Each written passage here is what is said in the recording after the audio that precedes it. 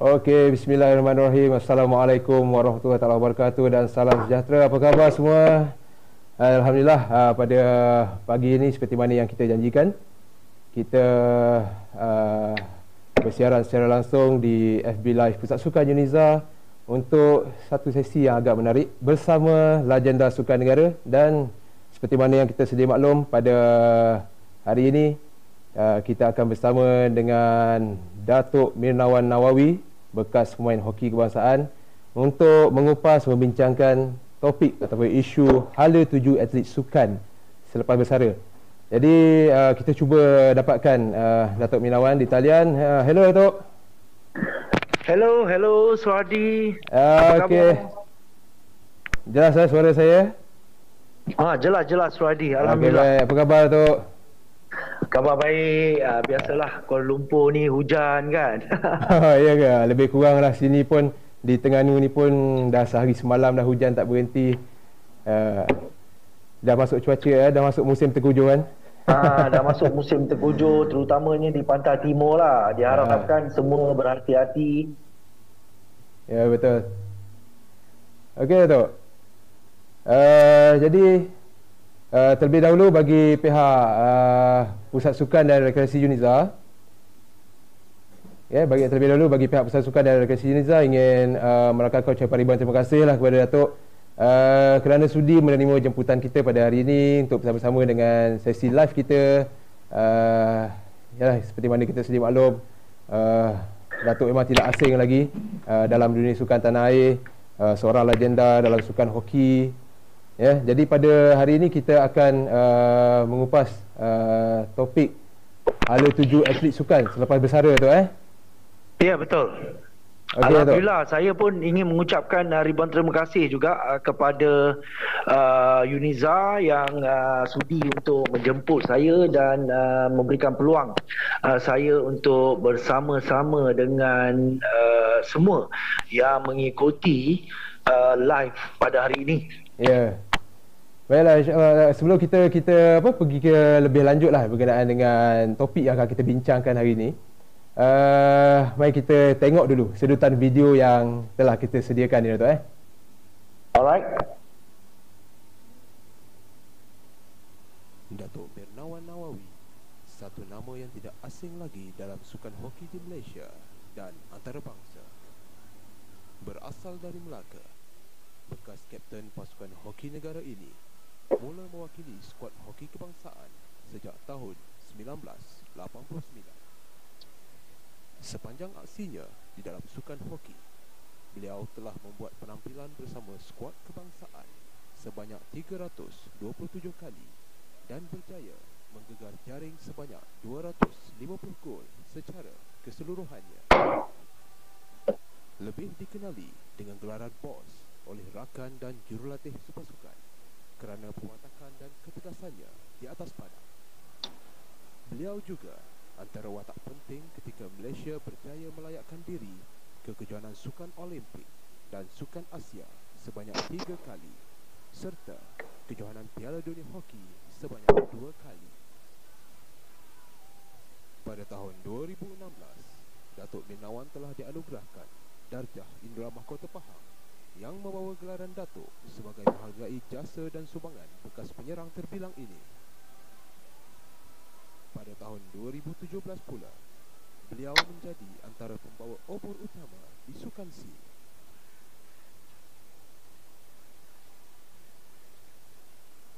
Walaupun sudah hampir 18 tahun menggantung kayu hoki, sokongan dan semangat kesukanan dalam aspek sukan terus membara dalam dirinya. Tidak hanya menjadi seorang legenda sukan hoki yang disegani, kini Datuk Mirnawan Nawawi turut menjadi seorang usahawan yang berjaya. Teruskan perkongsian bersama Datuk Mirnawan Nawawi yang dibawa khas oleh Pusat Sukan dan Rekreasi Yuniza. Okey, itu dia sedikit sedutan perjalanan karier Datuk Mirnawan Nawawi. Okey, Datuk. Okey, Suhadi. Tapi ada masalah sedikit lah dalam dekat connection ni. Okey, nampak saya tak? Kita tak nampak Datuk di skrin sekarang ni. Oh ya Tapi ke? suara kita jelas dengar. Macam mana saya tengah nak adjust sebenarnya ni. Macam mana nak apa ni? Nak nampakkan saya di skrin kan? Okey. Mungkin button video tu Datuk. Button video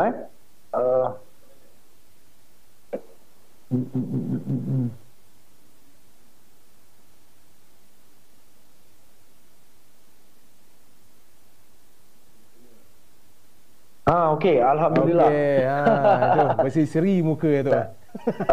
Itulah tadi saya nampak apa ni footage yang disediakan oleh Uniza tu terkenang kembali tentang apa ni zaman-zaman saya aktif dahululah. Ya, betul. Mungkin generasi macam saya ni memang boleh katakan membesar dengan kehebatan Datuk lah di atas padang dulu. Generasi baru sekarang ni mungkin tak sempat lah tengok Datuk beraksi kan. Sebab Datuk mencapai era kegemilangan pada sekitar 90-an Ya, betul. Okey.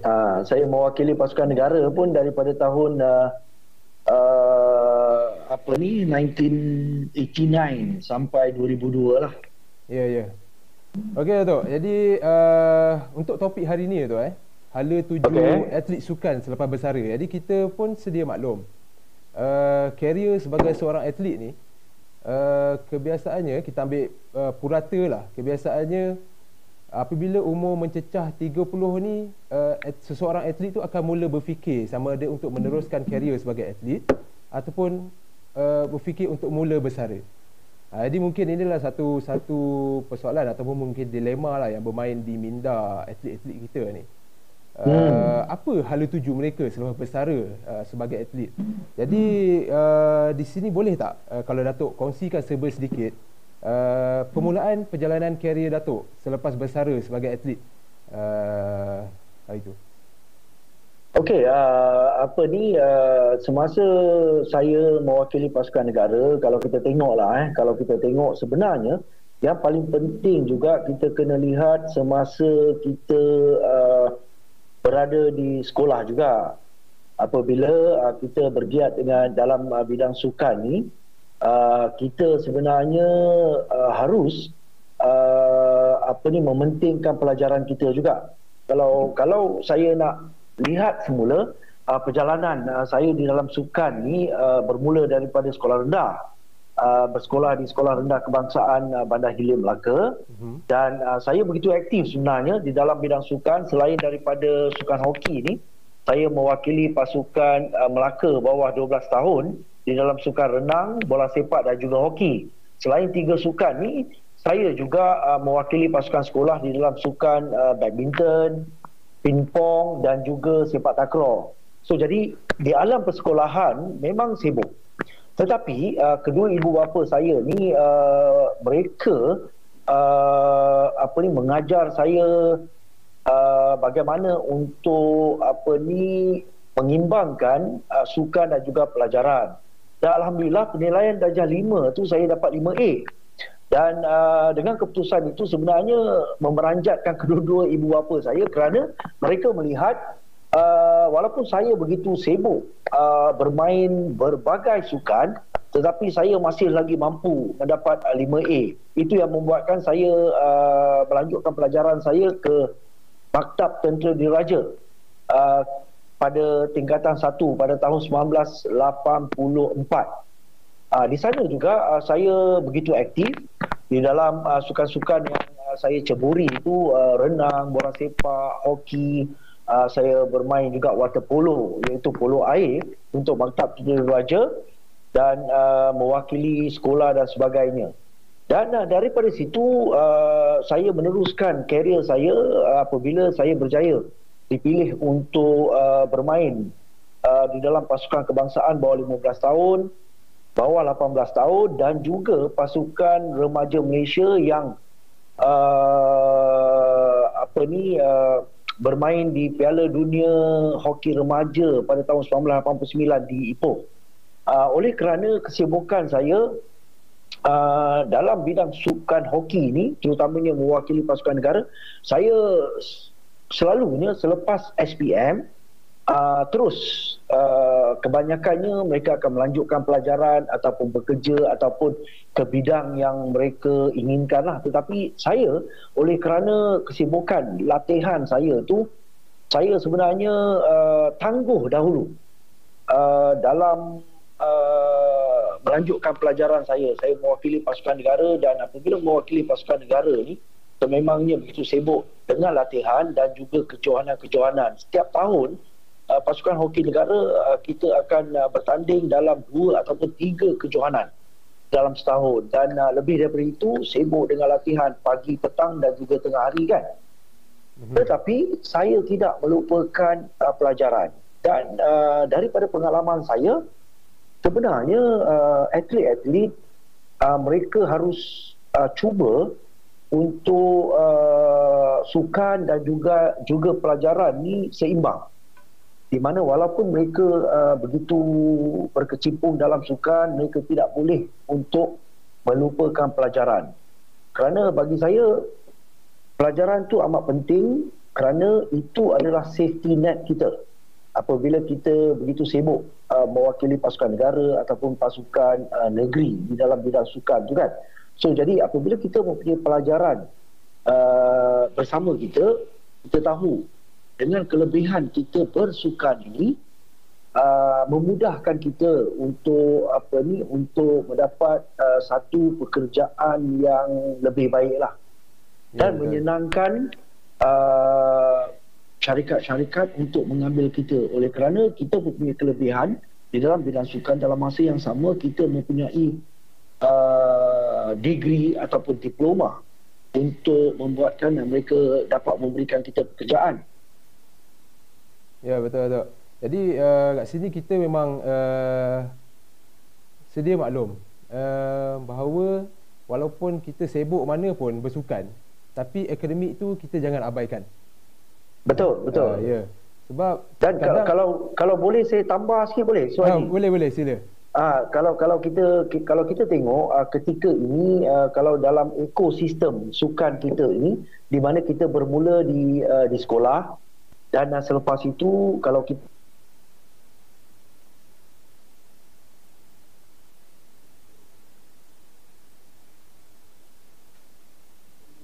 negeri, sekolah sukan kebangsaan. So jadi mana atlet-atlet yang mempunyai bakat, mereka akan ke sekolah sukan.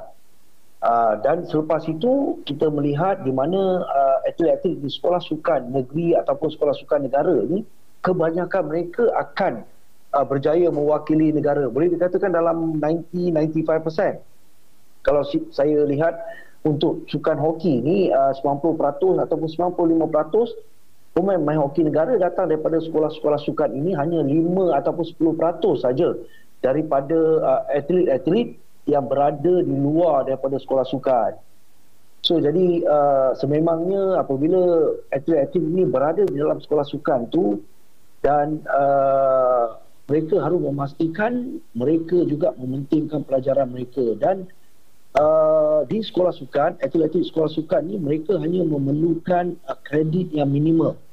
Itu yang kelebihan yang diberikan kepada atlet-atlet di sekolah sukan ini untuk memasuki ataupun melanjutkan pelajaran mereka ke Menara Gading. Ya, betul. Jadi kita memang tak nafikan. Kalau kita lihat atlet-atlet profesional pun, mereka memang tidak abaikan pelajaran. Setidak-tidaknya setiap atlet profesional yang kita kenal akan melanjutkan pengajian ke peringkat ijazah sarjana muda, degree. Betul. Ya. Itu minimum lah.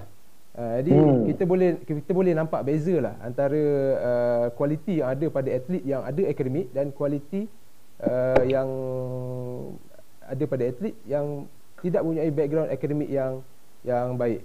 Kita boleh lihat perbezaan dia punya prestasi sukan tu. Jadi ini persepsi yang kita mungkin nak kena ubah sedikit. Sebab ada kebanyakan, mungkin adalah sebahagian lagi yang beranggapan bila sukan ni hanya berlatih semata-mata dan sehingga mengabaikan pelajaran. Jadi benda ni lah kita kena ubah. supaya Betul. mindset rakyat Malaysia ni, walaupun kita aktif sesibuk mana pun kita bersukan, tapi akademik jangan abaikan. Betul, Betul, saya setuju. Saya setuju on that, Suadi, di mana apabila atlet-atlet ni di peringkat age group di sekolah rendah, sekolah menengah, pelibatan dan sokongan ibu bapa tu amat penting untuk memastikan anak masing-masing tu, walaupun anak mereka bergiat begitu aktif dalam bidang sukan, mereka juga harus memastikan di mana pelajaran juga dipentingkan lah.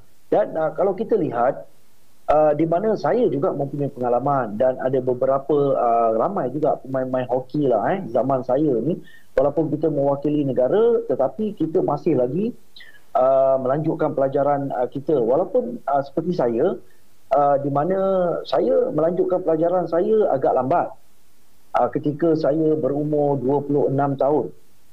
Selepas mewakili negara dalam 6 ataupun 7 tahun, saya melanjutkan pelajaran saya ke Universiti Melaya ketika saya masih lagi mewakili pasukan negara. Kerana saya tahu di mana pelajaran itu begitu penting, terutamanya selepas kita bersara nanti. Dan dalam masa yang sama juga, apabila kita melanjutkan pelajaran kita, sebenarnya dia membantu kita memperluaskan lagi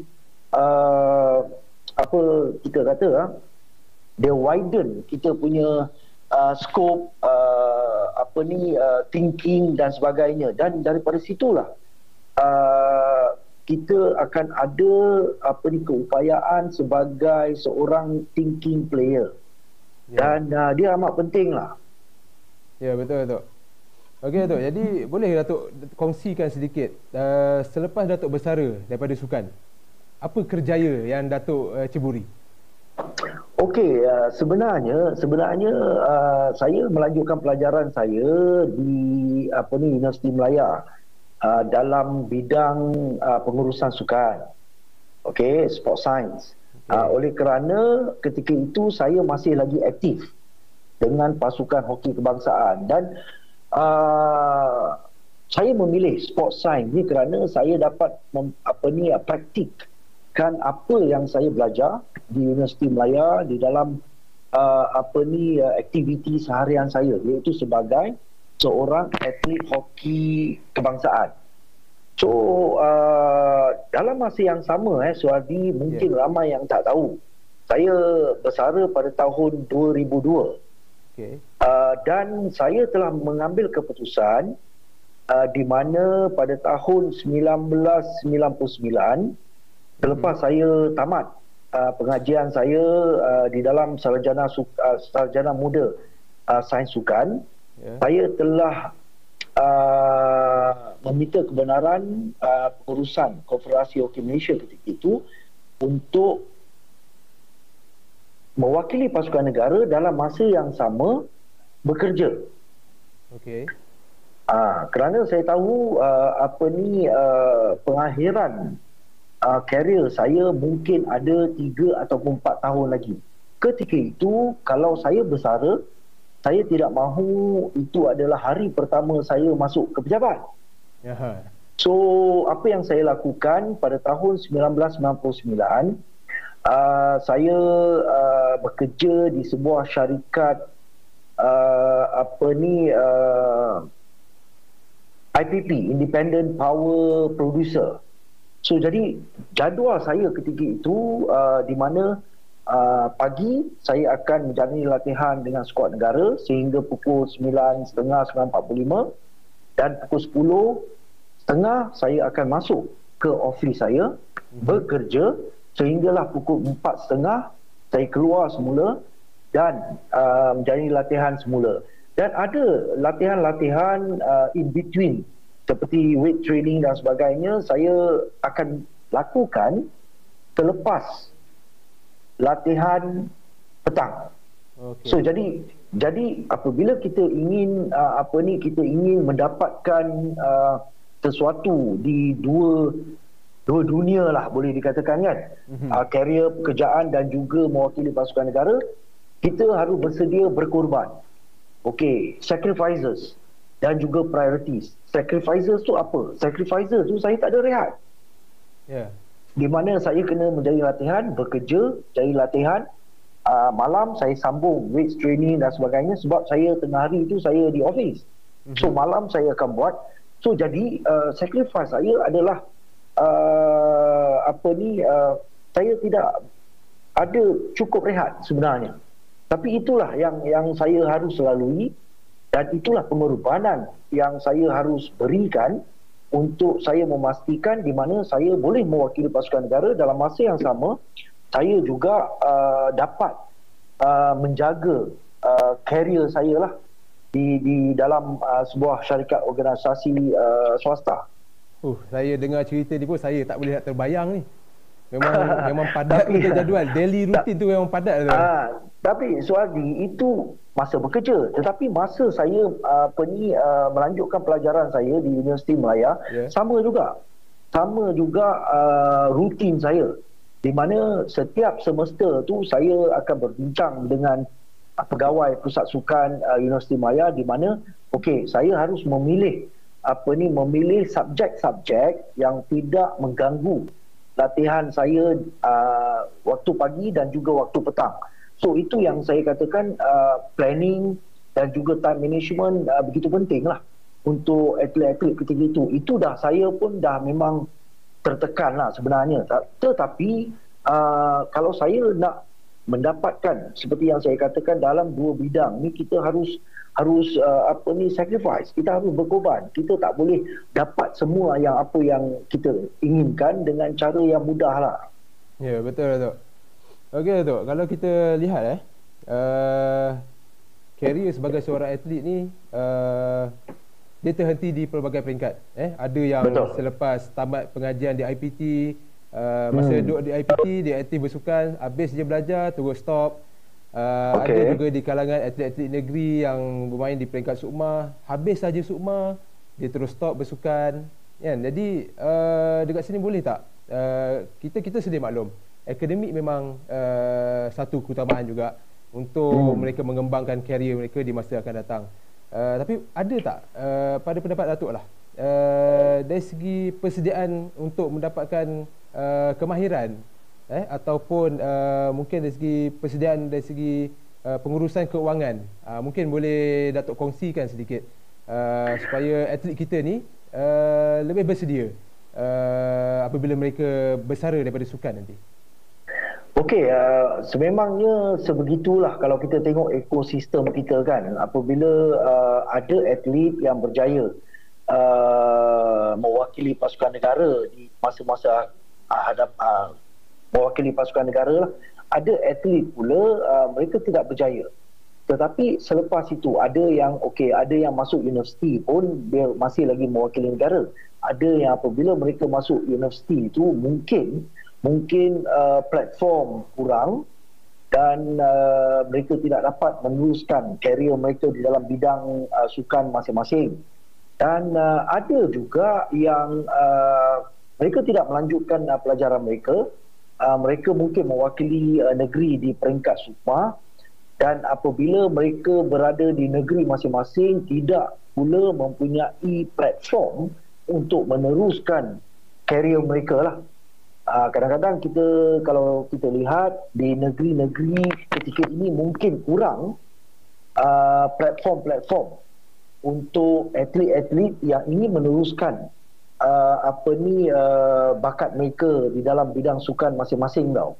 Seperti contoh, kadang-kadang liga pun kadang-kadang tak ada. Kalau sukan-sukan lain pun kadang-kadang mereka tidak mempunyai platform untuk mereka meneruskan. Dan inilah peringkat-peringkat yang apabila mereka harus membuat keputusan. Tetapi macam saya katakan, saya lebih ingin melihat di dalam sukan hoki lah. Sukan hoki di mana kalau ada atlet-atlet yang mungkin tidak berjaya mewakili pasukan negara dan sebagainya, mereka masih lagi boleh meneruskan di dalam bidang sukan tersebut dalam bidang kejurulatihan. Sebagai contohlah bidang kejurulatihan di mana Konfederasi Hoki Malaysia juga mereka banyak menganjurkan kursus-kursus kejurulatihan tahap 1, tahap 2 dan tahap 3 menerusi Persatuan Hoki Negeri masing-masing lah. Dan ada juga ada juga organisasi yang boleh memohon daripada Konfederasi Hoki Malaysia untuk menganjurkan coaching course lah. Itu yang membuatkan atlet-atlet ini boleh ke situ. Dan lagi satu bidang juga saya lihat mereka juga boleh bergiat aktif di dalam bidang pengadilan. Untuk menjadi umpire dan sebagainya. Dalam masa yang sama juga, kalau kita tengok di dalam bidang sukan ni, bagi saya macam kursus-kursus pendek ni agak kurang tau, Suardi. Macam kursus-kursus pendek untuk dalam bidang sukan ni agak kurang ketika ini. Kerana ada juga atlet-atlet kita yang mereka tidak berjaya melanjutkan pelajaran ke peringkat yang lebih tinggi. Kan? Kalau mereka dapat melanjutkan pelajaran yang lebih tinggi itu tidak ada masalah lah. Tetapi yang tidak berjaya melangkah di pusat pengajian yang lebih tinggi itu yang membuatkan mereka mungkin tercicir terus daripada bidang sukan lah. Itu yang sebenarnya saya mengharapkan banyak juga macam kolej-kolej ataupun universiti-universiti ataupun pusat-pusat pengajian yang lain dapat mempunyai kursus pendek ke boleh mendapat certificate dahulu. Kan, certificate dahulu, dan selepas itu bila dah ada sijil, mereka boleh melangkah ke peringkat diploma dan seterusnya ke peringkat degree lah. Itu definitely akan banyak dapat membantu atlet-atlet yang bergiat dalam sukan yang tidak dapat terus melanjutkan pelajaran mereka ke pengajian yang lebih tinggi lah. Jadi saya respon sikit daripada apa yang Datuk sampaikan tadi. Kalau kita tengok di pusat pengajian tinggi sekarang ni pun, sebagai contoh college community. College community pun sebenarnya banyak juga kursus-kursus jangka pendek yang para pelajar boleh cuburi. Mereka ada kursus di peringkat sijil kan. Mungkin short course lah, mungkin dalam 6 bulan ataupun setahun punya kursus. Tapi yang tu pun mungkin boleh dijadikan sebagai satu platform untuk atlet kita menambah skill ataupun kemahiran. Betul. Dan saya nak tambah juga Suadi, di mana bagi saya we have to change the mindset lah. Kita have to change the mindset, kita have to change the culture, di mana atlet-atlet sukan kita ni, kita harus galakkan mereka jangan hanya bersukan, tetapi mereka juga harus memikirkan qualification mereka, ataupun kemahiran dan sebagainya. Kerana kalau kita boleh ubah minda atlet-atlet kita, kita sebenarnya membantu mereka untuk mempersiapkan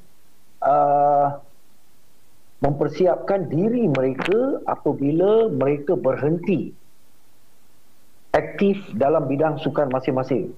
Betul. Dan macam sukan hoki dulu, masa saya dahulu, sememangnya ramai teammate saya ni melanjutkan pelajaran mereka ke Menara Gading. Bukan saja di dalam kursus sains sukan saja, tetapi ada yang menjadi engineer, ada yang menjadi accountant, ada juga yang menjadi doktor.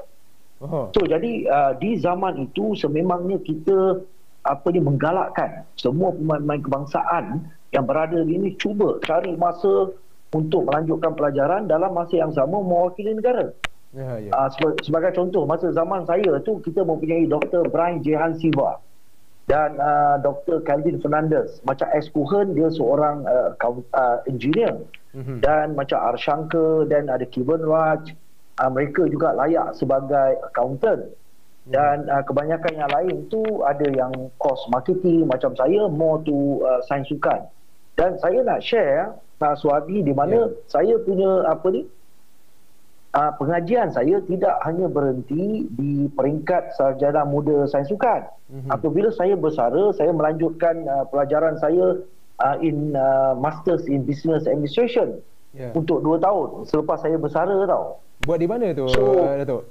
Di masa tu saya buat twinning program dengan Nottingham Trent University lah. Okay. It's a twinning program saya buat di Kuala Lumpur. Okay. So jadi itu menunjukkan di mana macam saya tidak terhenti saja di pengurusan sains sukan, dan saya melihat di mana selepas ini saya bersara daripada bidang sukan. What course that I need to do kan? So I pilih MBA. So I buat dalam Master in Business Administration kerana mungkin dia boleh membantu saya lah selepas saya bersara. So itu sedikit sebanyak yang saya ingin kongsikan sebenarnya. Tetapi saya melihat atlet-atlet masa kini di mana pihak kerajaan sebenarnya mempunyai satu inisiatif yang begitu baik lah bagi saya. Zaman saya, kita tidak mempunyai sekolah sukan tau. Sekarang ni kita mempunyai sekolah sukan negeri dan juga sekolah sukan negara, di mana atlet-atlet di dalam sekolah sukan negara ni, mereka hanya memerlukan minimum kredit untuk memasuki universiti. So jadi saya melihat dalam mereka ini begitu sibuk menjalani latihan dan sebagainya, saya melihat kerajaan juga ingin membantu atlet-atlet untuk mendapatkan pengajian lah, dan juga kelayakan untuk mereka mempersiapkan diri mereka di hari-hari selepas mereka bersara daripada sukan. So itu bagi saya satu inisiatif yang begitu baik, dan pelajar-pelajar di sekolah sukan ni mereka seharusnya merebut peluang ni. Jangan minimal kredit pun kita tidak mahu memberikan fokus kita kepada pelajaran, membuatkan nanti selepas kita bersara ia amat merugikan lah atlet-atlet ni. Ya, betul. Jadi Datuk, kalau kita lihat zaman sekarang ni dalam keadaan ekonomi yang agak tumbang-ambing, jadi untuk atlet-atlet, sama ada atlet yang masih aktif ataupun yang bakal bersara mungkin, jadi adakah sesuai ataupun perlu untuk mereka mencari pendapatan sampingan untuk menampung perbelanjaan harian lah, selain daripada mereka bergantung pada alam latihan, alam pertandingan? Jadi perlu tak atlet-atlet ni mencuba untuk mendapatkan pendapatan sampingan bagi menampung keperluan harian mereka? Saya melihat atlet-atlet ketika ini mereka begitu selesa lah apa yang mereka dapat ketika ini. Itu yang kita harus ubah mindset atlet-atlet kita, di mana ketika ini of course atlet-atlet kita akan dapat allowances, gaji dan sebagainya lah. Dan kita harus ubah pemikiran mereka, di mana ini sebenarnya adalah investment kamu. Ketika kamu mewakili pasukan negara ataupun masih lagi aktif mendapat gaji dan sebagainya, pastikan atlet-atlet kita ni memikirkan masa depan mereka. Satu dalam finance management, dan mereka juga harus melihat apa opportunity mereka yang mereka nampak apabila mereka begitu aktif dalam bidang sukan ketika ini. Dan mereka seharusnya sudah mempunyai perancangan. Mana yang atlet-atlet sebagai contoh yang tidak mempunyai pekerjaan lagi, mereka juga harus memikirkan, why not saya bekerja dengan sebuah syarikat swasta ke ataupun kerajaan ke dan sebagainya, dalam masa yang sama saya mewakili pasukan negara. Di sini sekurang-kurangnya atlet-atlet ini tahu apabila jika sesuatu terjadi kepada mereka seperti kecederaan ke, terpaksa bersara ke, selepas bersara dan sebagainya, mereka mempunyai sesuatu untuk mereka meneruskan kehidupan mereka dalam masa yang sama, boleh lagi involved dalam sukan di dalam kapasiti yang berbeza. Jika bukan sebagai pemain, mereka juga boleh aktif dalam kapasiti yang berbeza lah kan. Ya. Yeah. So itu satu. Dan bagi saya, macam soalan Suhardi tadi, perlu atau tidak, bagi saya tidak salah untuk atlet-atlet ini. Mereka masih lagi aktif, tetapi dalam masa yang sama mereka juga harus melihat peluang apa yang mereka ada untuk memastikan mereka dapat meneruskan kelangsungan hidup. Dan macam kita tahu juga, okey, kalau national athlete, mereka mempunyai mungkin side business, okey, ataupun peluang-peluang yang lain untuk mereka menambah pendapatan mereka. Bagi saya tak salah, tetapi apa yang penting adalah mereka harus be professional, meletakkan prioriti, itu keutamaan yang paling penting lah bagi saya. Yeah. Kerana kita tahu keutamaan mereka ketika ini adalah sebagai atlet. Mereka harus memberikan terbaik di dalam latihan dan juga dalam pertandingan dan sebagainya. Yang the side business, apa yang mereka ingin lakukan, mereka masih lagi boleh lakukan, tetapi mereka harus memastikan apa yang mereka lakukan ini tidak memberikan kesan yang negatif kepada prestasi mereka lah. Ya, okay. Jadi tu, dalam keadaan sekarang ni, kita masih lagi dilanda wabak pandemik COVID-19. Jadi mungkin yalah, ini memang agak mengganggu dan merencatkan dari segi perkembangan ekonomi dan sebagainya, dan secara tidak langsung juga mungkin ada memberi kesan kepada atlet-atlet kita yang mungkin ada di kalangan atlet kita yang ramai juga yang hilang punca pendapatan. Mungkin terpaksa diberhentikan daripada kelab, tak disambung kontrak dan sebagainya. Jadi pada pendapat Datuk lah, kita nak tanya sikit pendapat Datuk dengan keadaan senario situasi semasa sekarang di negara kita. Apakah bidang ataupun cabang kerjaya yang sesuai untuk mereka ceburi? Okey, Suhadi, ini soalan ni sebenarnya bukan saja atlet lah kan. Kalau kita tengok pandemik COVID-19 ni sememangnya tidak dijangka. Ya, betul. Dan bukan saja atlet, tetapi ramai juga rakyat Malaysia yang terkesan. So jadi macam atlet, of course, sedikit sebanyak pun saya pasti ada terkesan jugalah tentang punca pendapatan mereka. Dan kalau saya lihat ketika ini online business is one of the best lah at the moment. Sebab kadang-kadang bila ketika ini musim COVID ni bukan banyak opportunity. Okey, apa yang penting adalah kelangsungan hidup untuk meneruskan sehinggalah COVID-19 ni reda. Dan juga peluang-peluang yang lain itu mungkin akan menyusul.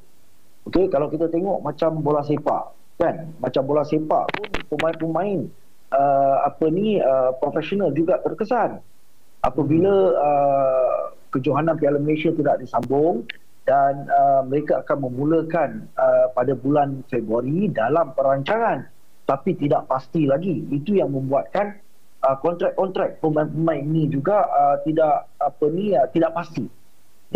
So memang banyak yang terkesan. Bagi saya at the moment ni cuba melihat apa opportunity yang boleh dilakukan secara maya, secara online. Dan bagi saya makanan ni memang semua orang walaupun macam mana pun situasi pun, betul, semua orang akan mencari setiap hari. Semua orang nak makan. So jadi peluang tu banyak.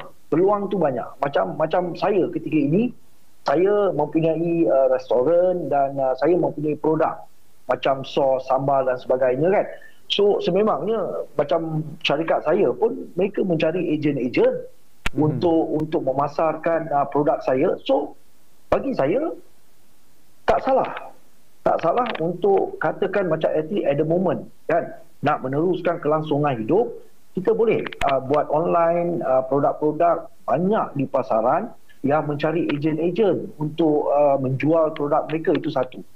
Dan saya melihat juga kalau atlet ni apabila mereka aktif, definitely mereka juga bertemu dengan banyak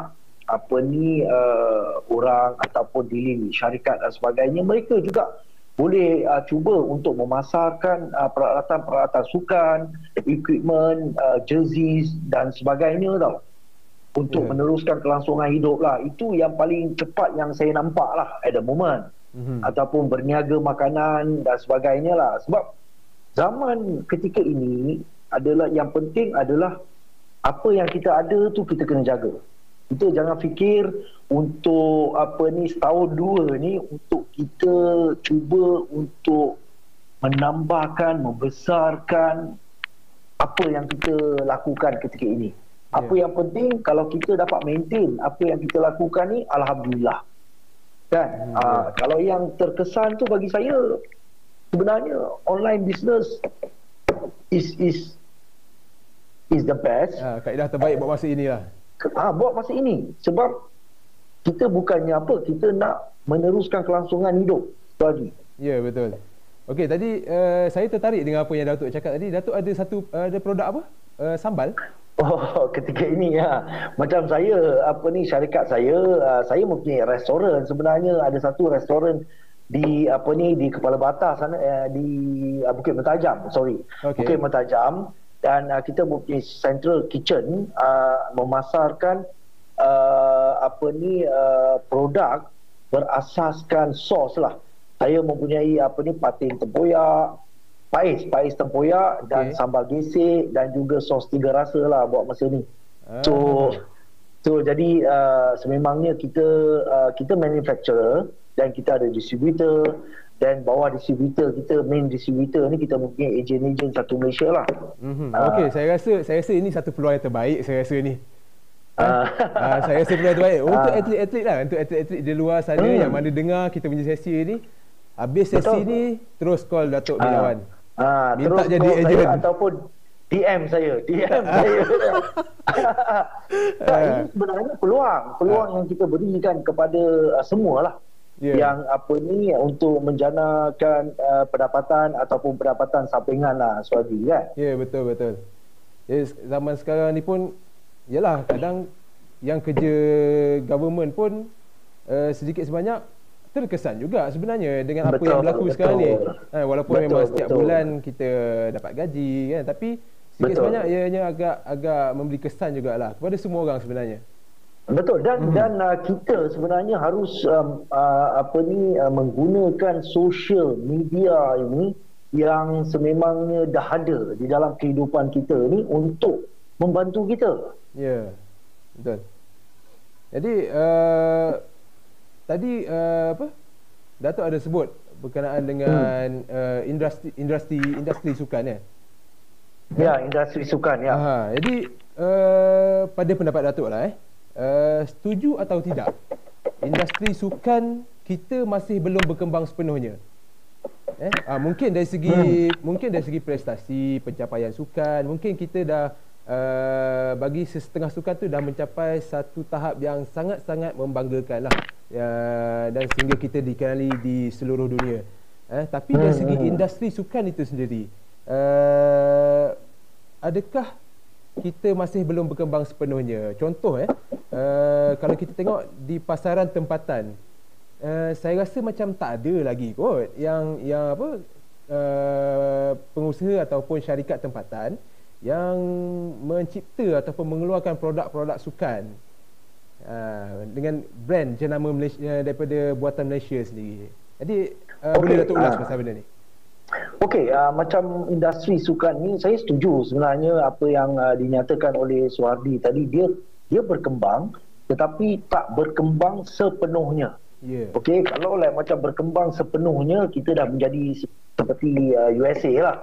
Di mana apa pun yang mereka lakukan, mereka boleh menukar produk ke apa untuk menjadi satu benda yang begitu besar yang dapat menjana pendapatan. Memang berkembang tetapi tidak berkembang sepenuhnya. Dan antara macam Suhadi kata, of course macam peralatan sukan tu saya back to differ lah, yang itu ada kalau like macam dalam sukan hoki ni ada juga brand-brand tempatan. Seperti kalau kita tengok beberapa brand kayu hoki yang diusahakan oleh pengusaha-pengusaha tempatan tu adalah. Tu memang ada. Tetapi untuk peralatan yang lain tu saya tak nampak lah. Saya tak nampak lagi daripada pengusaha-pengusaha tempatan. Kerana bagi saya amat penting industri sukan ni. Tetapi untuk industri sukan kita untuk berkembang sepenuhnya, semua pihak harus memainkan peranan. Tadi. Dan semua pihak mereka harus change minda mereka, change mindset mereka untuk membantu industri sukan kita ni berkembang sepenuhnya. Kerana kalau bagi saya, kalau kita ingin membantu atlet-atlet sukan kita ataupun sesiapa saja yang ingin menjadikan sukan ini sebagai satu kerjaya, industri sukan kita ni harus berkembang dengan lebih pesat lagi. Bayangkan kalau setiap atlet sukan mereka mempunyai pengurus mereka sendiri yang boleh mengurus mereka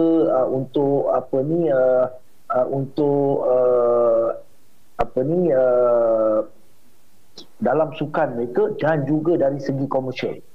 Bayangkan berapa ramai atlet-atlet negara yang kita ada. Kalau seorang, every atlet dia ada dia punya personal manager dia. Bayangkan opportunity pekerjaan yang diperolehi oleh sesiapa yang ingin menjadikan sukan sebagai kerjaya kan. Dan kalau semua atlet-atlet mereka mempunyai ejen mereka sendiri untuk membantu mereka untuk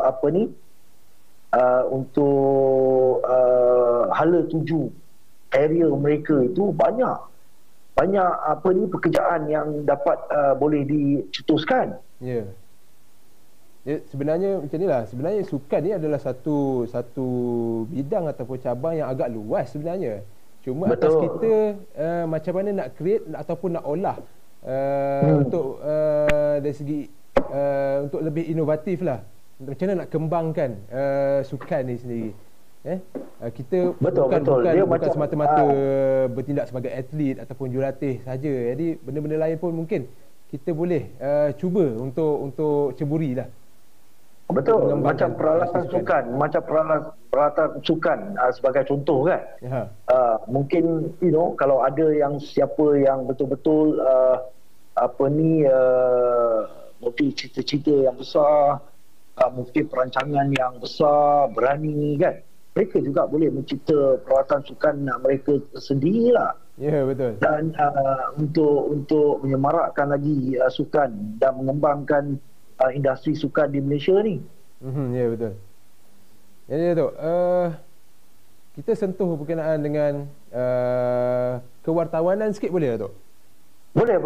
Boleh, sebab memandangkan Datuk pun merupakan sebagai salah seorang presenter ke apa dengan Astro tu before the presenter and also commentator lah. Presenter dan commentator. Jadi commentator. Okey, untuk seseorang atlet tu lah terlibat secara langsung dalam bidang kewartawanan ni ataupun bidang penulisan untuk menjadi sebagai host sukan, presenter ataupun komentator. Jadi mungkin Datuk boleh kongsi sikit tips macam mana nak ke arah itu kalau mereka nak mengembangkan kerjaya ke arah itu selama bersara ni. Okey, sebenarnya bagi saya itu juga antara salah satu career yang boleh diceburi oleh atlet-atlet kita ataupun siapa yang ingin melanjutkan career mereka ke bidang tersebut lah. Dia ada like, macam elektronik media dan juga print media kan. So jadi bagi saya sebagai contoh katakan kalau atlet lah macam atlet ni kalau dia nak jadi pengacara ataupun komentator, presenter dan sebagainya, mereka harus pertama kalau boleh mereka cuba melanjutkan ataupun mengambil kursus-kursus yang berkenaan dengan bidang tersebut. Dan yang nombor dua bagi saya, apabila minat mereka di dalam bidang sukan, of course katakan kewartawanan, terutamanya untuk bidang sukan ni, minat mereka amat penting lah. Mereka kena minat. Apabila mereka minat, barulah mereka ingin belajar, mereka ingin ambil tahu dan sebagainya. Dan yang last kali itu keyakinan lah. Mereka harus ada keyakinan. Untuk untuk kalau nak jadi presenter kan ataupun komentator ni, yakin tu pun begitu penting dan pengetahuan lah dalam pengetahuan. Jadi jangan kadang-kadang kita jadi pengacara dan juga komentator ni, kita pun kena buat banyak homework. Ya, betul. Apabila kita dah buat banyak homework, kita dah dah go through semua everything, apakah yang ingin kita katakan, itu secara automatik dia akan memberikan kita keyakinan yang lebih tinggi lah untuk kita melakukan tugas tersebut. Ya, betul Datuk. Okey Datuk, di sini saya nak berkongsi ada satu soalan je Datuk. Soalan ni daripada Encik Rauf Lahab, Kelab Hoki Freelance KL. Okey. Okey, jadi beliau bertanya ni, bolehkah atlet mendaftarkan syarikat dan menganggap mereka bekerja untuk syarikat tersebut? Jadi segala kontrak atlet dengan pihak majlis sukan, persatuan sukan dan penajaan perlu dibuat melalui syarikat tersebut. Dengan cara ini, syarikat atlet tadi boleh mencarum semua kemudahan yang disediakan kerajaan seperti EPL, SOCSO dan lain-lain. Jadi mungkin ini salah satu cara alternatif yang boleh diaplikasikan kepada semua atlet untuk menyediakan masa depan mereka selepas bersara. Apa pendapat Datuk berkenaan dengan persoalan ni? Okey, pertama bagi saya cadangan yang begitu baiklah daripada Encik Rauf Lahab ni, daripada Kelab Hoki Freelance. Tetapi apa yang saya lihat ketika ini mungkin tidak ada atlet-atlet yang lakukan sebegini tau. Dan bagi saya mungkin ini, saya tak pasti bagaimana Majlis Sukan Negara kan, sebab ketika ini kebanyakan atlet-atlet ni mereka bersama persatuan, okey, dan persatuan yang yang berurusan dengan Majlis Sukan Negara, dan atlet-atlet juga di bawah program-program Majlis Sukan Negara, mereka juga ada separate contract individually dengan Majlis Sukan Negara. Tetapi yang bagi saya ini satu cadangan yang begitu baik yang boleh diketengahkan kepada majlis sukan ataupun persatuan sukan dan penajaan lah kan. Kalau penajaan tu okey, penajaan tu tak ada masalah, good idea. Tetapi dengan kalau atlet elite ni, mereka dengan Majlis Sukan Negara. So jadi bagi saya good idea untuk diketengahkan, di mana dari awal lagi mereka mempunyai enterprise ataupun syarikat mereka sendiri, yang syarikat inilah yang akan menguruskan keuangan atlet terutamanya. Kerana apabila mereka mempunyai syarikat, selain daripada mereka begitu aktif dalam sukan, mereka juga boleh mengembangkan syarikat ini untuk melakukan ataupun menjalankan urusan-urusan selain daripada sukan mereka yang mereka lakukan ketika inilah. Bagi saya good idea.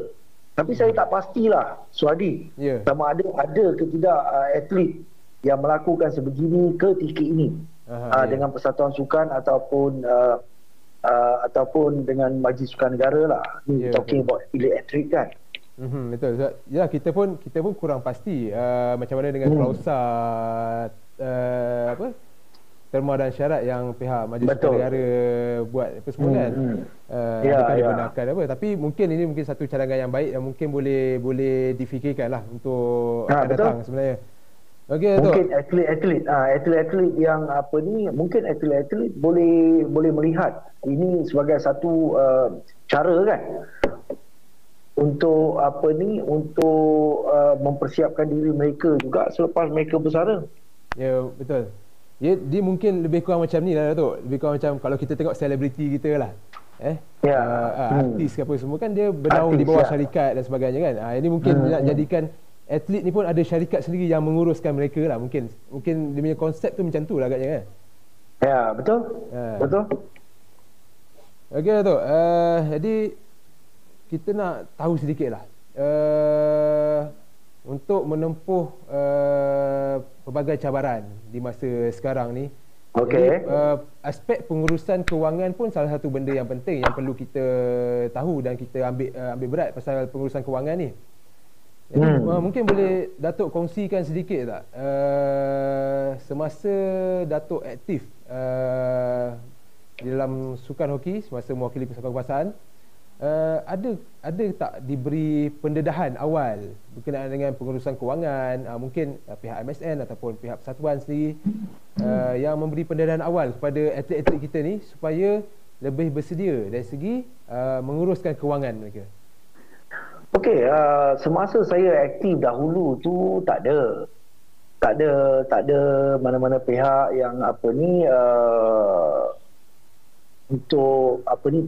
untuk menyatakan lah yang apa ni, untuk bagaimana untuk menguruskan kewangan dan sebagainya lah. Tetapi kita sebenarnya kita expose kan pendedahan yang kita dapat, bagaimana untuk kita menguruskan kewangan kita lah, seperti kita apa ni melabur kan dan sebagainya lah. Tapi ketika ini macam Majlis Sukan Negara terutamanya, mereka mempunyai satu bahagian hal ehwal atlet di mana mereka ini banyak juga membantu atlet-atlet kita yang terutamanya di dalam sekolah sukan dan juga di bawah program-program Majlis Sukan Negara, di mana bagaimana untuk menguruskan kewangan mereka dan juga bagaimana untuk melanjutkan pelajaran mereka ke peringkat yang lebih tinggi. So jadi ada bahagian di hal ehwal atlet di Majlis Sukan Negara yang apa ni menasihatkan dan apa ni memberikan apa ni idea-idea kepada atlet-atlet kita lah. Tapi kalau zaman-zaman saya tu tak ada, Suarji. Zaman-zaman saya tu tak ada, tetapi ketika itu of course lah, macam parents kita pun mereka banyak mengingatkan kita lah untuk memastikan kita dapat menguruskan kewangan kita dengan baik. Dan banyak juga senior-senior kan yang mengingatkan kita, kerana kita ni apabila kita aktif di dalam bidang sukan, tetapi karier kita ni tidak akan selama-lamanya. So, jadi kita seharusnya tahu di mana kalau elite atlet tu berapa lama kita boleh main. Mungkin dalam 30, 31, 32, dan mungkin ada beberapa yang special sikit, mungkin dia boleh tahan sampai 35. Tetapi kita harus tahu di mana kita harus prepare ourselves selepas kita bersara nanti. So jadi preparation tu sebenarnya bukan apabila kita bersara hari ini, besok baru kita nak prepare. Ya, betul. Bermakna kita harus melihat, saya nak main 3 atau 4 tahun lagi, dan now itself kita dah melihat bagaimana untuk kita persiapkan diri kita selepas kita bersara nanti. Dalam masa yang sama, kita tidak boleh lah tidak boleh, kita harus pastikan prestasi kita tak jatuh lah. Ya, betul. Apa yang penting semasa aktif ni, kokok mana pun apa yang kita nak buat, apa yang kita nak cuba ceburi ke apa ke, Yang penting prestasi dalam sukan tu jangan bagi drop lah. Itu nak kena maintain dan nak kena tingkatkan lagi lah. Yalah, itu yang professionalism bagi saya ni. Apa betul. yang kita lakukan, kita harus pastikan prestasi kita tidak terkesan. Ya, betul. Okey, Datuk. Memandangkan Datuk juga pernah bergelar mahasiswa di Universiti Melaya. Jadi, apakah nasihat dan panduan yang dapat Datuk kongsikan di sini kepada semua atlet dan pelajar yang masih menuntut di institusi pengajian tinggi untuk menghadapi cabaran semasa mereka bergelar atlet ni? Mereka atlet di universiti, dalam masa sama mereka juga tak boleh tinggalkan tujuan utama mereka di universiti, iaitu dalam bidang akademik. Jadi mungkin Datuk boleh kongsikan sedikit daripada pengalaman Datuk ke, perkongsian daripada Datuk belajar dulu macam mana nak bahagikan masa kan, supaya akademik dan sukan ni seimbang dan seiring. Betul. Memang saya mempunyai pengalaman kan. Pertama tu, kita harus bersedia untuk berkorban. Okey, kita harus bersedia untuk berkorban. Okey, berkorban ni bagaimana? Di mana kita nak excel. Kita nak dua-dua jalan seiring. Di mana pelajaran dan juga sukan kita tu. So kita tahu apabila kita atlet pelajar ataupun pelajar atlet ni sememangnya time management begitu penting. Kita harus mempunyai disiplin kan. Kita harus kita harus membahagikan masa kita itu dengan sebaik mungkin. Dan kita harus berkorban. Kerana pengorbanan kita tu sebenarnya dari segi masa, dari segi rehat dan sebagainya tak sama dengan atlet yang sepenuh masa ataupun pelajar yang sepenuh masa. Macam saya dulu, saya sebenarnya tak berpeluang untuk menikmati keseronokan sebagai pelajar tau, Suhadi. Oh, iya ke? Sebab jadual tu terlalu sibuk ke? Ya, sebab macam pelajar kan dia ada masa terluang, dia duduk hostel di universiti kan. Lepas tu dia bersosial ke apa dengan kawan-kawan universiti dan sebagainya. Macam saya ni, saya tak berpeluang langsung.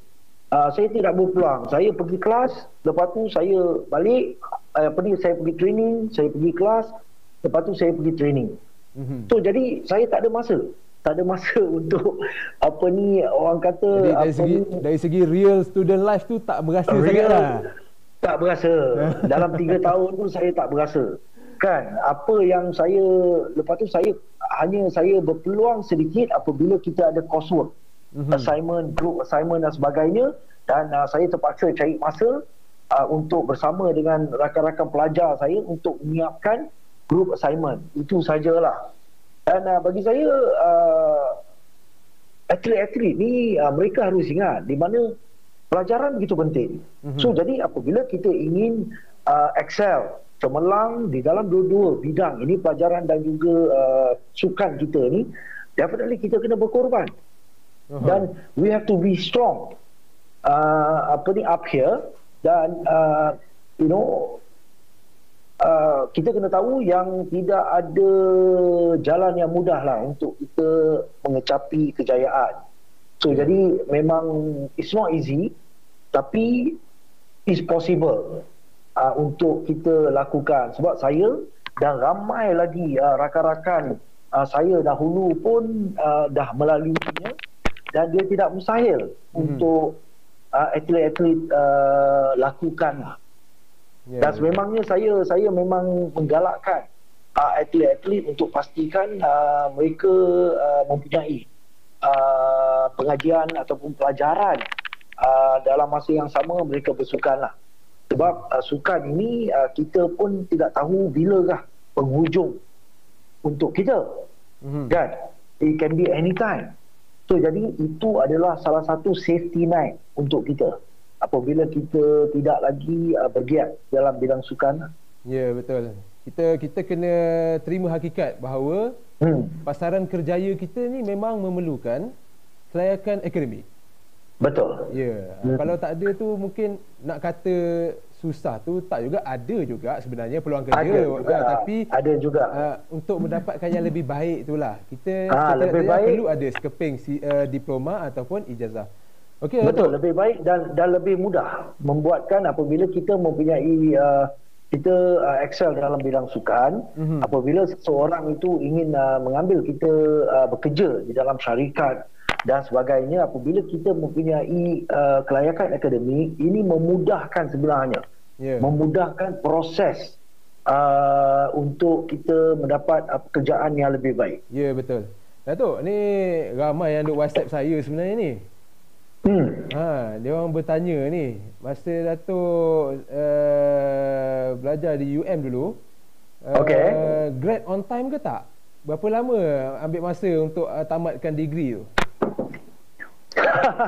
Ramai yang nak tanya ni. Dah grad on time, tapi grad on time. Okey. Saya 3 tahun di mana 1996 saya grad 1999. Alhamdulillah. Jadi, alhamdulillah saya dalam jadual pack macam tu pun boleh grad on time tu Ya, grad on time. Tapi tapi yang penting macam saya katakanlah, di mana kita have to be smart. Kita harus memilih subjek-subjek yang kita ingin untuk semester tersebut.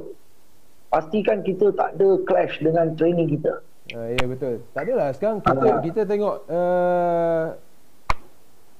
saya tahu ada banyak ikut pengalaman tu ada banyak atlet pun kadang-kadang 5-6 tahun pun tak habis lagi. Ya, betul. Tak, kita ambil contoh mudah macam ni lah. Pengalaman juga sebenarnya ni. Kadang tu ada setengah atlet kita, atlet negeri lah, yang bermain di peringkat SUKMA.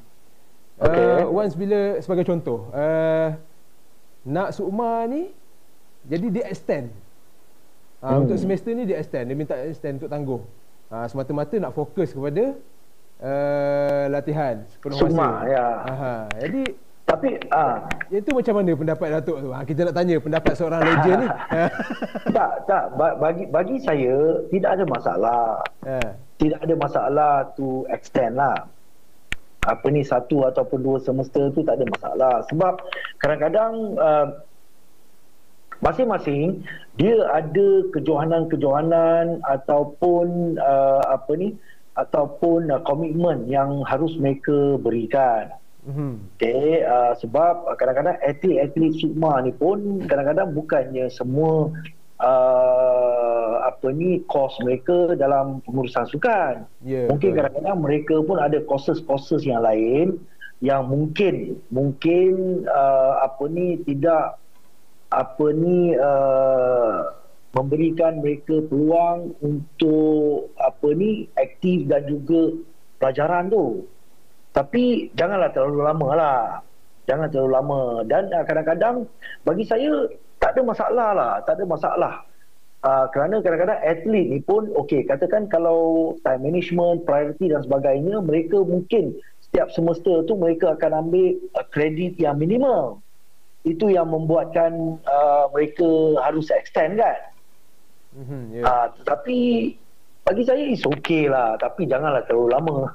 Itulah tak, sebab kita bukan apa, sebab saya bertanya macam tu sebab kita tengok Datuk punya penjelasan tadi, Datuk boleh grad on time, sedangkan pada ketika itu Datuk memang sangat sibuk dengan jadual training pagi petang, dengan nak pergi kelas lagi, nak buat assignment lagi. Tapi boleh grad on time. Itu yang kita tanya pendapat tu. Yalah. Tapi itu yang saya katakan, mungkin masa zaman saya tu alhamdulillah, di mana subjek-subjek ataupun kredit yang saya ambil tu sememangnya dia tidak sangatlah mengganggu kelas dan juga exam dan sebagainya lah. The timing tu kan. Okey Datuk, rasanya kita masa dah mencemburui kita sebenarnya ni. Betul. Tapi yalah, rasa macam tak puas lagi bersembang. Kan. Yalah, kalau jadi memang lama kita boleh borak pun kan. Itulah. Yalah, kita pun dah lama tak jumpa sebenarnya. Last kali jumpa 2017 masa SEA Games itu kan. 2017 kan. itu kan saya nampak gambar tu, saya ingat tu. Sukan C lah. Masa tu Suhardi bertugas kan, bertugas. Saya bertugas masa tu. Kita yalah cerita tu kita je lah tahu. Tak yalah cerita kat sini. Jadi Datuk, di penghujung kita punya siaran hari ni, okey. Mungkin kita nak dengar amanat ataupun nasihat daripada Datuk lah pada atlet-atlet kita, tak kira di semua peringkat lapisan, sama ada atlet di peringkat sekolah rendah, sekolah menengah, atlet IPT, atlet negeri maupun atlet kebangsaan sendiri. Jadi apakah nasihat ataupun amanat daripada Datuk agar mereka ini dapat terus cemerlang di dalam karier sukan dan dalam masa yang sama tidak mengabaikan ataupun tidak meninggalkan karier di masa akan datang? Okey, kepada semualah atlet-atlet, saya nak berkongsi sedikit di mana sebagai atlet ni kita harus think big. Kita harus mempunyai target, cita-cita kita di dalam bidang sukannya. Tetapi yang penting kita always have to think big and to think think big lah. Sebagai contoh macam saya ingin mewakili pasukan negara di dalam sukan Olimpik. Itulah cita-cita saya. Dan apa yang saya lakukan di sekolah rendah, sekolah menengah, dan apabila saya mewakili pasukan negara, semua yang saya lakukan adalah untuk mencapai cita-cita saya, goal saya di dalam bidang sukan, untuk mewakili pasukan negara di dalam sukan Olimpik. Dan alhamdulillah saya berjaya. Dan apabila kita mempunyai satu target, itulah yang memberikan kita motivasi untuk kita sentiasa memberikan 100% best effort di dalam latihan dan juga pertandingan. Dan kita harus be professional, di mana kita harus pastikan sebagai atlet apa yang kita lakukan seharian, kita harus pastikan kita tidak mengganggu ataupun memberikan kesan negatif kepada prestasi kita. Dan yang paling penting adalah pelajaran dan sukan boleh berjalan seiring. Apa yang kita perlukan adalah time management yang bagus. We have to sacrifice, disiplin, commitment. Okay? Dan ramai atlet-atlet ataupun bekas-bekas atlet dah buktikan di mana pelajaran dan sukan boleh jalan seiring. All the best. Okey, itu dia kata-kata amanat dan nasihat daripada kita punya legenda sukan negara bekas atlet hoki kebangsaan Datuk Minawan Nawawi. Jadi hasil kita dah sampai ke penghujung siaran kita pada hari ini. Tapi sebelum tu, ni ada satu benda yang kita nak tunjuk ni Datuk. Apa dia? Ini ke bendanya? Itulah benda dia. Itulah produk dia. Ya, itulah produk. Itu produk tu Yes. Ini saya pula kena cuba ni. Saya tak pernah cuba lagi tu. Boleh DM saya tu. Nanti kita contact. Itu semua kerja kru studio kita tu. Okey. Alhamdulillah. Cepat dia orang cari gambar tu. Cepat terus. Cepat dia cari Dengan pantas dia orang cari gambar. So okey tu, rasanya setakat itu dahulu untuk kita punya sesi pada kali ini. Jadi sekali lagi saya ingin merakamkan ucapan ribuan terima kasih daripada pihak Pusat Sukan dan Edukasi Uniza di atas kesudian Datuk Minawan yang sudi meluangkan masa pada hari ini. Sejam lebih juga kita bersembang ni. Betul. Jadi terima kasih atas segala perkongsian, atas segala perkongsian pengalaman, nasihat yang disampaikan pada hari ini. InsyaAllah kita berharap ianya dapat memberi manfaat kepada rakan-rakan kita yang mendengar kita punya sesi live pada hari ini, dan boleh dijadikan panduan untuk mereka meneruskan karier mereka di masa akan datang lah. InsyaAllah. Terima kasih juga kepada Suhardi dan juga Uniza yang sudi menjemput saya lah di dalam sesi online pada hari ini. Baik Datuk. Kita pun amat bertuah lah sebenarnya. Datuk sudi menerima panggilan kita bersama hari ini. InsyaAllah Datuk, sekiranya ada masa nanti kita berhubung balik, kita jumpa lagi. InsyaAllah kalau dah habis kita punya wabak pandemik ni, kalau ada kami daripada Uniza ni naik ke KL ke apa, nanti kita roger-roger lah. Boleh. InsyaAllah. InsyaAllah. Jadi rasanya setakat itu saja Datuk. Okey. Okey, baik. Terima kasih banyak sekali lagi Datuk. InsyaAllah jumpa lagi. Okey, sama-sama. Assalamualaikum Datuk. Waalaikumsalam. Okey, sekian itu saja kita punya program yang berlangsung pada pagi ini. Perkongsian yang sangat menarik daripada kita punya legend sukan hoki, Datuk Mirawan Nawawi. Terima kasih banyak Datuk sudi bersama kita. Sama-sama. Terima kasih banyak kepada semua yang menonton, meluangkan masa pada pagi ini. InsyaAllah kita akan berjumpa lagi di sesi yang akan datang. Sekian. Assalamualaikum warahmatullahi wabarakatuh. Salam.